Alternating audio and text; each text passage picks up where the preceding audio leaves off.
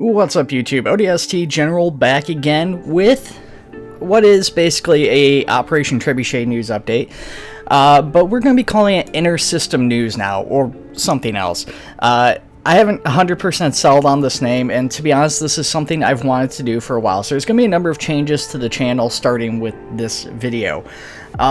So the first thing is that obviously the name has changed. It's something I've thought about doing for a number of years now, actually, and there's been more and more mods that don't require Operation Trebuchet, and when it was just one or two mods, I didn't really think too much of it just because the scale of those mods was so much smaller. But now there is both so many mods that are able to stand alone from Operation Trebuchet that are Halo based, and then also increasing in scale. I've decided now is the time that we finally need to get on the wagon and finally get this done and change the name of these videos. So they're no longer going to be the Operation Trebuchet news updates. They're going to be Intersystem news or some other name. I'm not a huge fan of Intersystem news, but with that being said, Arma 3 Halo news just doesn't roll quite as well off the tongue as like Operation Trebuchet or even Intersystem, so I'm not really sure what I want to do as far as the name goes. Now that's the first change. Now the other change is that I have decided to use some new editing software, so there's going to be some changes in the editing quality and stuff as I learn to use this, so it's probably going to be a bit of a downgrade.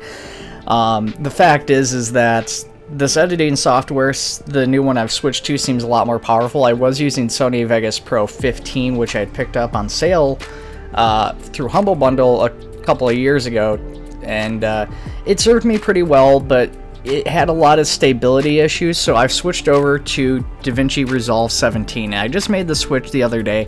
I have not really had a chance to play with this at all. This is actually the first video I've properly done with this, and the cat has decided to join me on the desk here. Sorry, kitty cat, I'm trying to record a video. I need you to be over there. Yeah, there's going to be some quality differences, so if you guys notice any editing mistakes and anything like that, let me know, but just keep in mind that some of that might be just me trying to learn the software or not knowing how to do something yet.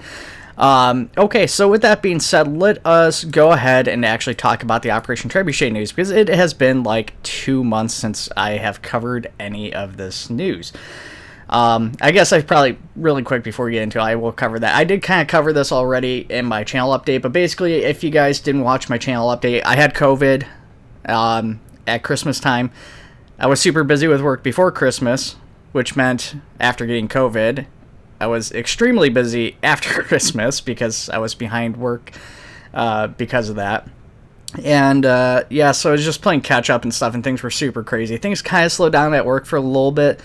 But I was still trying to get things back on track and just really didn't have a whole lot of time to record or do all the editing and stuff required to do this, not to mention, again, stability issues with Sony Vegas Pro being a little bit extra finicky recently for whatever reason and crashing just constantly.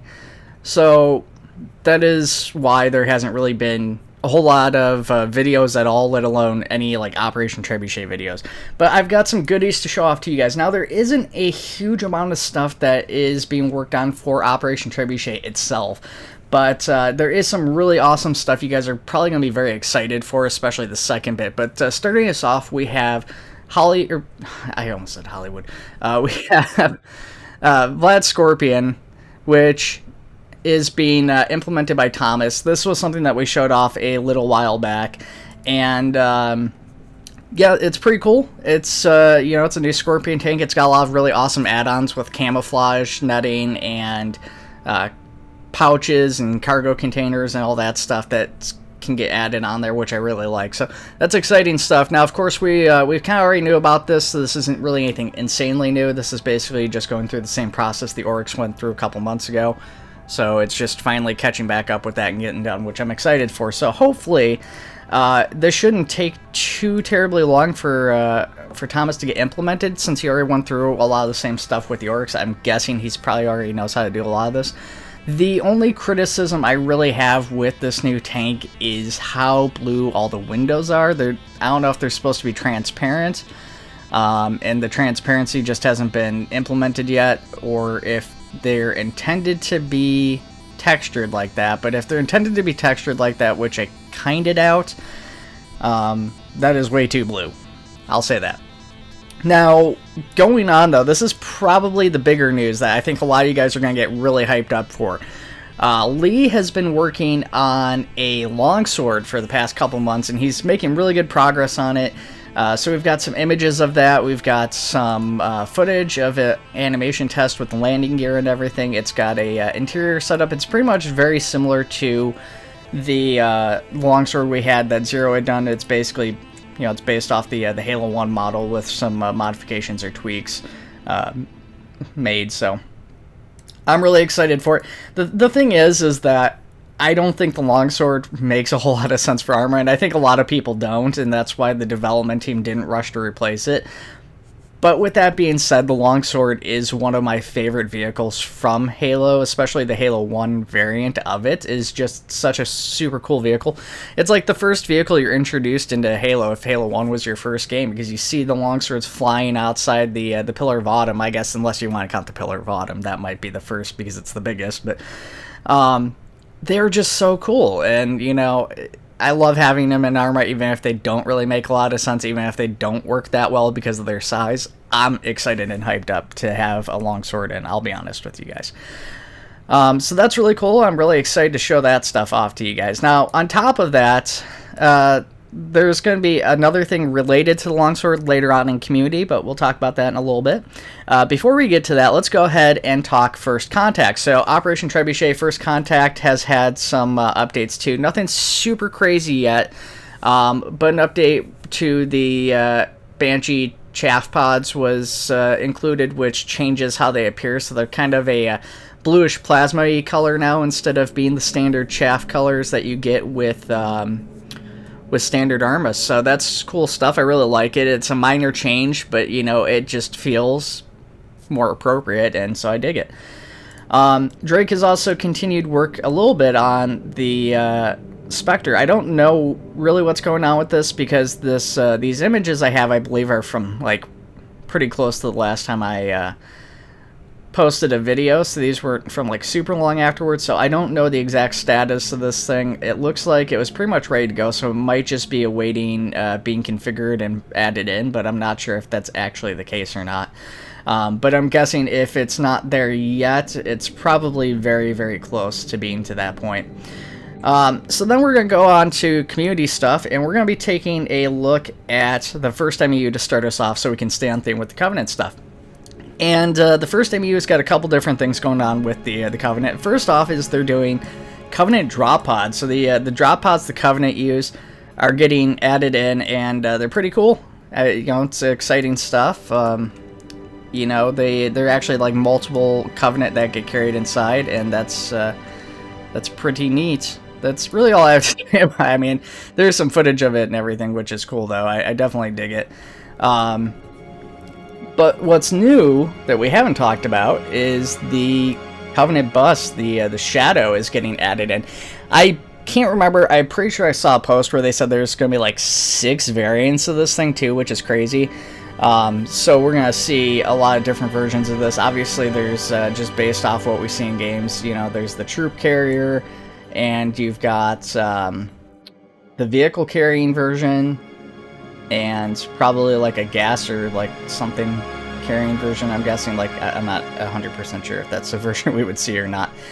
But yeah, you get a lot of different versions, which should be really cool. It's a nice vehicle. It makes a great alternative to not having to use the Spirit or the Phantom all the time. Giving ground-based transports is fantastic, so I'm really excited to see that actually get added in. Plus, I just think it's a kind of a cool vehicle, and it doesn't really get the recognition it deserves. So that is nice. And this is really big news, potentially, is the first MU is working on implementing hunters. And I'm kind of surprised by this, because, obviously they've already kind of implemented, they haven't implemented. They've started working on grunts over at the first MU. We know they were working with the Operation Trebuchet dev team on Jackals, which I did actually talk to them about, but from what I understand, the Jackals are still awaiting both shields, and they need hand animations from the Operation Trebuchet dev team before they're ready for implementation, which possibly some other work too. I didn't ask about the textures because I know that the textures were something that were getting tweaked, and I didn't think to ask if those were updated or not at the time, and it just occurred to me now. But yeah, I'm still kind of surprised to see the Hunter, just because that is, to me, it seems like a big step forward. I'm not sure if this will be implemented as a vehicle. I know Webknight's not super interested in Halo work, so I don't know that Webknight would do this, but maybe the first time you guys, it seems like they're probably practicing animations and stuff, but that still seems like a huge leap. Either way, if they actually get this thing implemented, that would be insane. I'm super excited to see Hunters would be fantastic. Any Covenant, any extra Covenant would be fantastic, but Hunters are really awesome, and that would be really cool, and they would be appropriate with like vehicles and stuff like that. I think having Hunters in would be a great choice. Now, the first MU is also working on some stuff for humanity. The Spartan laser is something that they're working on, and that is getting very near completion. I don't know, this footage I have is a little bit older at this point, but I don't think they added this in yet. If they did, I missed it, and I'm blind. But it's a very, very powerful weapon to be sure, and I'm definitely excited to see them add that in. I apologize, guys. My audio might have cut out, too, at this point. I gotta be quiet. I'm getting really a little bit hyped up because I haven't done one of these videos in a while. The house is quiet. I was trying to record this yesterday, and people were screaming constantly. But my mic, for whatever reason, seems to be, like, way more sensitive right now. It's picking up a lot more audio. So I've tried, like, turning everything down, and it's still just picking up tons and tons of stuff. So I'm trying to get kind of normally a little bit more hyped up like I do, and I'm, you know, a little bit louder like I sometimes need to, and it's not really necessary. So then anyways, we have the 19th, also another unit mod here, which is probably going to be a really big one for you guys too. This might potentially be the biggest news in this video. The 19th has created a Shortsword bomber. Now, the reason this is the biggest news is because this is in their mod already. You can go download the 19th Fleet mod. The link for that is in our mod list, which is in the information description for all my videos. And you can go check that mod out, and they've got this in there now, and it's working and functional. It's got a working interior. Yeah, so really cool stuff. They have a video of them using the thing and bombing some stuff with it, and it's just really neat, really cool stuff, and I'm really excited to actually see people using this a little bit more and more, hopefully. But yeah, there's also some other new stuff in their mod, which I haven't actually covered or talked about, which I didn't actually realize released until I was going back and doing this video. And they've got another land-based vehicle called the Silverback, which is kind of similar to the previous vehicle, the Ravager, that we showed off, but it's still a really neat vehicle, kind of a nice alternative to the Warthog. Can carry more people and everything. I'm still, you know, I still like the Warthog because that's Halo, but, you know, if you're looking for an alternative vehicle, something that's a little bit more realistic, a little bit closer to like a Humvee or a more standard terrestrial vehicle, then that's a nice place to look for it too. Then we had a brief glimpse from the Hannibal Weapon Systems mod of their Covenant Destroyer in-game, and sitting well above a city or something, and definitely pretty intimidating looking, and not much else to say. I don't know what's going on with this thing here. It's something that they've teased out for a while, and I thought it was pretty much done, but hopefully we'll get to see that too. That would be really cool. You know, I mean, we've got all the Covenant chips from the first now, and it would still be really neat to have something like that added in. But going on, we had Ethan update his Ronin a little bit further. So this has been kind of a slow cooking one. It's not something I've really talked about a whole lot on the channel, just because it's a mod that's separate from any of the main mods, and this isn't technically based off of anything actually Halo related, in the sense that it's not actually from like any of the canon or anything. It is designed as a UNSC vehicle. As you guys can see, the UNSC texture and everything on there. So that's finally shaping up a little bit more. So it kind of got to the point where I felt like showing off, talking about it a little bit. And, you know, of course, as that continues development, we'll continue to talk about it. But I'm guessing that's probably still a pretty good ways off before we actually end up seeing that in game. And then to wrap us up, we have Nightovizard and his mod Optre Plus, which of course adds in a bunch of new textures for additional factions and stuff. And that got an update, which he sent me a screenshot and some patch notes for that, so I've just decided to throw that up. So of course with the screenshot, you've got a couple of insurrectionist-based vehicles with kind of a dark foresty texture and some really bright red highlights. Looks pretty neat. And then on the patch notes here, you got those two, which just highlights the changes he made to that.